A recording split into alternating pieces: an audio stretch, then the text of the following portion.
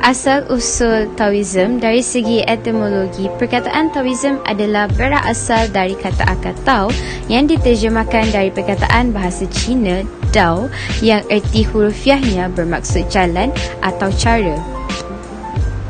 Walaupun begitu, makna tafsiran perkataan Dao sebenarnya sangat luas, khususnya dalam bidang falsafah Cina yang mempengaruhi kehidupan dan kebudayaan orang Cina sejak dahulu lagi. Taoism pada asasnya adalah satu aliran pemikiran dalam falsafah Cina.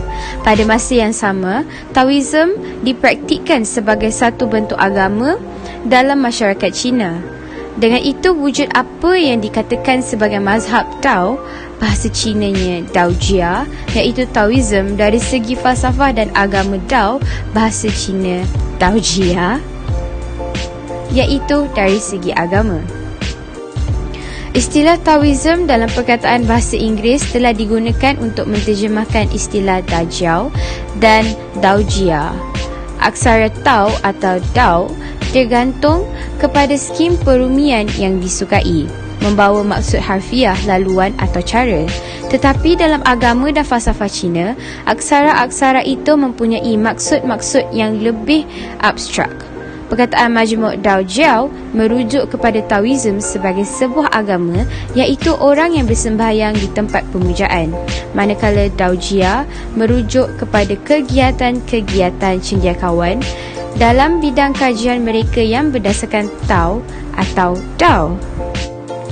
Lambang yang sering dikaitkan dengan ajaran Laozi ialah lambang yin-yang, yin yang bermaksud feminin dan yang bermaksud maskulin. Ini membayangkan kebenaran bahawa dunia ni adalah dunia dualism, iaitu segala fenomena dalam dunia ni mempunyai dua keterlaluan. Contohnya, kalau tak ada besar, tak ada kecil. Kalau tak ada kiri, tak ada kanan. Oleh itu, lambang ni mempunyai dua bahagian yang sama besar, separuh putih dan separuh hitam. Kat garis tengah tu adalah melengkung dan bukannya lurus. Ni bermaksud fenomena dalam dunia ni adalah dalam keadaan yang sentiasa berubah-ubah. Waktu hitam berkembang, yang putih berundung dan sebaliknya. Oleh itu, seseorang tak boleh nak menentangi sifat alam semesta seakan-akan ia sentiasa sama saja. Bahagian putih mempunyai satu hitam dan bahagian hitam mempunyai satu titik putih pada bahagian yang paling besar. Ini bermaksud bahawa tak ada satu perkara kat dunia ni yang benar-benar putih dan tak ada satu perkara yang benar-benar hitam. Walaupun lambang ni sering dikaitkan dengan ajaran Laozi, sudah tentu Laozi tak melukis lambang ini pun, tapi ia diciptakan untuk penganut-penganut Taoism untuk menggambarkan ajaran Laozi. Walau bagaimanapun, apa yang digelarkan Taoism di Malaysia dan banyak tempat yang lain bukannya ajaran Laozi yang sebenarnya. Sebenarnya Gautama Buddha dan Laozi tak berniat untuk mengagamakan ajaran mereka. Yang digelarkan Taoism adalah adat, resam dan budaya orang Cina yang telah meminjam sebahagian kecil sahaja daripada ajaran Laozi serta kadang-kadang ajaran Buddha. Taoism menekankan pemahaman Tao atau hukum alam semesta untuk hidup dengan harmoni dengan unsur-unsur semula jadi di dalam dunia ini. Laozi tidak mengajar bagaimana mencapai kehidupan yang abadi. Sebaliknya, keinginan untuk mencapai kehidupan yang abadi adalah sesuatu yang dicari oleh Maharaja-Maharaja China, khususnya Shi Huangdi. Dalam pencarian cara untuk melanjutkan jangka hidup, Tafiyah Taoism telah mengembangkan beberapa seni silat yang kini amat popular, khususnya dengan orang-orang Cina yang hendak memperbaiki kesihatan mereka. Seni-seni silat seperti Tai Chi dan pelbagai Qigong kini juga menjadi semakin popular dengan orang-orang barat. Mungkin disebabkan minat dalam hal-hal negara China semasa negara China termuncul sekali lagi dalam arena dunia. Pengamal-pengamal Tai Chi, Qigong dan seni-seni silat yang lain tidak menganggap diri sebagai penganut agama. Sebenarnya, Tafiyah Taoism pada zaman dahulu lebih merupakan persatuan seni silat berbanding pertubuhan agama. Qi iaitu tenaga dalam badan bukan lagi dianggap sebagai unsur-unsur primitif tetapi telah memperoleh pengiktirafan oleh perubatan barat sebagai suatu unsur yang benar-benar terjadi dalam badan. Amalan Qigong dan seni-seni yang serupa bukan untuk membangkitkan tenaga yang memang wujud di dalam badan tetapi untuk memperbaiki pengalirannya supaya mengukuhkan daya tahan tubuh terhadap serangan penyakit dan mengelakkan sebarang masalah kesihatan. Tenaga yang serupa dengan tenaga di dalam badan itu juga terdapat di dalam alam sekitar. Selaras dengan konsep kehidupan dengan harmoni dengan unsur-unsur semula jadi di dalam dunia, ilmu Feng Shui mencuba memahami dan menguasai unsur-unsur itu. Konsep keharmonian ini juga diamalkan dalam seni bina barat. Walaupun mereka tidak menggelarkan ilmu itu sebagai Feng Shui, tetapi kekadangnya menggelarkannya sebagai pengharmonian seni bina.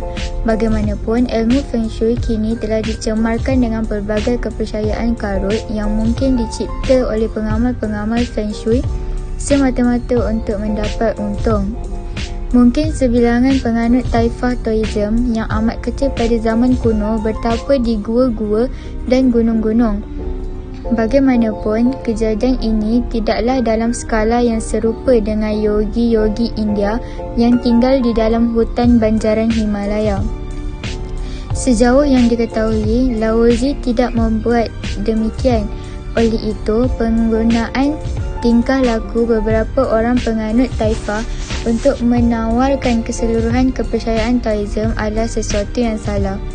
Bagaimanapun, tanggapan yang salah itu memang diwujudkan oleh budaya popular Cina, khususnya novel-novel, filem-filem serta komik-komik Cina yang menonjolkan tingkah laku itu membubui cerita mereka.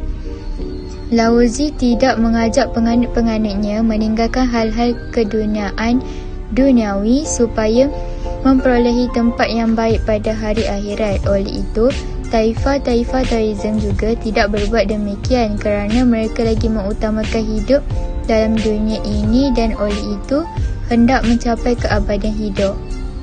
Sebaliknya, Laozi hanya mengutamakan kesederhanaan dan kebebasan daripada keinginan untuk mengelakkan bahaya pengetahuan dan tindakan salah.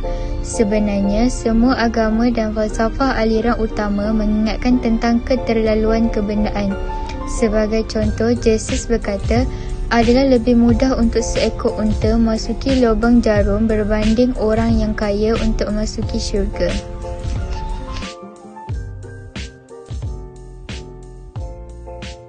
Ada banyak semangat agama Taoism. Antaranya ialah yang pertama, dari segi astronomi. Mereka telah menghasilkan peralatan astronomi. Yang kedua ialah perubatan tradisional Cina. Antara perubatan tradisional Cina ialah menggunakan ubatan herba, akupunktur, urut Yunai dan macam-macam lagi. Ianya berdasarkan teori-teori yin dan yang, teori organ Zhangfu dan macam-macam lagi teori yang digunakan. Yang ketiga ialah dari segi kesenian. Telah wujudnya kaligrafi, puisi-puisi dan seni bina yang sangat cantik. Yang keempat ialah seni silat Tai Chi yang sangat popular di Malaysia. Baiklah, Chi bermaksud tenaga dalam badan.